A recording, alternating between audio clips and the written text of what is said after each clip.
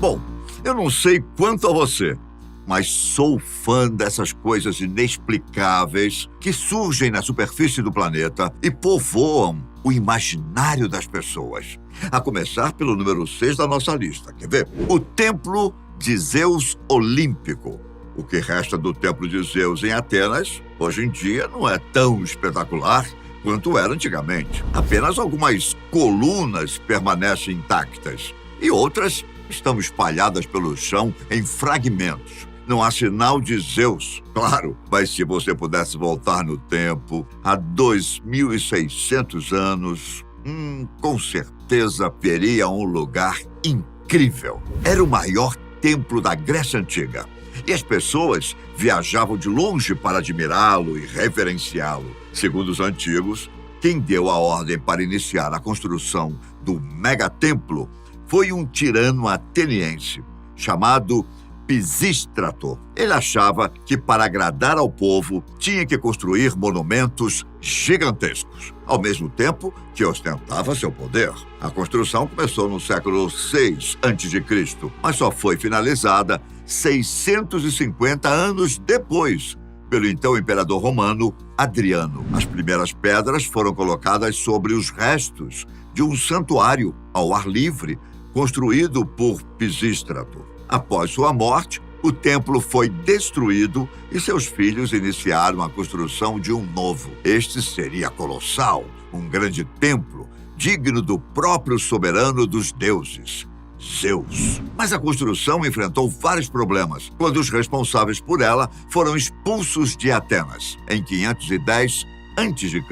Com o tempo e com os problemas que surgiam, à medida que a cidade crescia, terminar o templo deixou de ser uma prioridade. A única coisa que os cientistas não conseguem necessariamente descobrir é sua construção. Havia 104 colunas sustentando a estrutura de 300 pés de comprimento. Cada uma pesava 364 toneladas. Supostamente havia a estátua do próprio Zeus, mas não existe uma única evidência que sugira que uma vez esteve no Olimpo. Ninguém sabe o que aconteceu com ela ou quão grande ela era.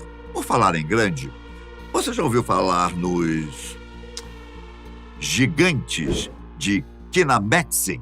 Antes da chegada dos espanhóis ao México e mesmo antes dos poderosos habitantes de Teotihuacan abandonarem sua cidade dos deuses, existiam gigantes na mitologia mesoamericana, uma raça de gigantes chamada Kinametsin.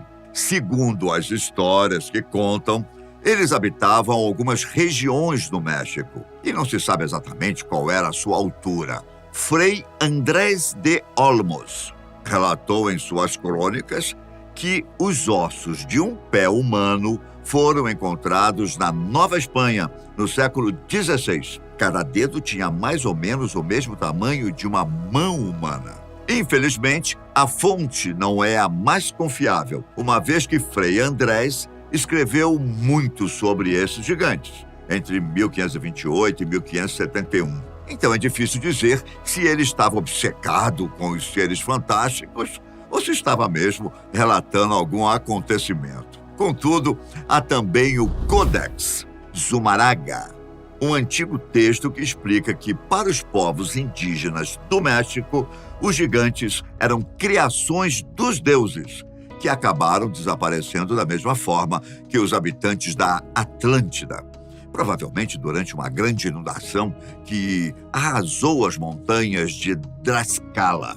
Há alguns mitos e lendas diferentes, porém, todos afirmam que os gigantes existiram e acabaram de alguma forma sendo extintos. Estima-se que a derrocada dos gigantes de Kinametsin tenha sido em 200 a.C. No entanto, não há nenhuma prova física a respeito e, por isso, é algo que os cientistas não conseguem explicar. Há testemunhos visuais e lendas. Contudo, não há fósseis preservados ou vestígios arqueológicos. Bom, é possível que os antigos estivessem tentando explicar as estruturas megalíticas encontradas espalhadas pelo México. Afinal, lidar com tais estruturas exigiria a intervenção de seres à altura. Os gigantes de Kenametzen. O que você pensa a respeito disso, hein? Bom, agora dos gigantes, vamos às pequenas formigas argentinas. Uma espécie de formiga originária da Argentina. É talvez a única que conseguiu se estabelecer em 3 continentes. As 3 megacolônias dessas formigas existentes na Europa, América do Sul e Ásia são formadas por indivíduos que possuem as mesmas características genéticas e são basicamente a mesma população. Essa impressionante extensão geográfica dessas colônias também desafia a ciência em relação à sua organização social. Esses insetos identificam prontamente seus parentes, mas são hostis com formigas de outras espécies. Além disso, o código genético das formigas argentinas se manteve pouco alterado ao longo de milhares de anos. Isso é curioso porque, normalmente, organismos fora do seu habitat natural evoluem rapidamente, o que não ocorreu com esses animais. A origem dos polvos vem em terceiro lugar nessa nossa seleção de coisas inexplicadas pela ciência. Os polvos são animais fascinantes, com uma inteligência, uma anatomia e um comportamento que os diferenciam de todos os outros seres vivos. Por isso, alguns cientistas levantaram a hipótese de que eles poderiam ter uma origem extraterrestre. Ou seja, que eles teriam vindo de outro planeta em algum momento da história da vida na Terra. Essa teoria é muito controversa e não tem evidências concretas. Mas é interessante conhecer os argumentos de quem a defende e de quem a critica. Os defensores da origem extraterrestre dos polvos se baseiam na ideia da panspermia, que propõe que a vida na Terra pode ter sido originada ou influenciada por organismos vindos do espaço, transportados por meteoritos, cometas ou outros corpos celestes. Eles afirmam que os polvos são tão diferentes dos outros animais que só podem ter evoluído em um ambiente alienígena e que seus ovos teriam chegado à Terra criopreservados, isto é, protegidos por gelo há milhões de anos. Eles também apontam para a complexidade do genoma dos polvos, que possui mais de 33 mil genes codificadores de proteínas 8 vezes mais que de outros seres vivos.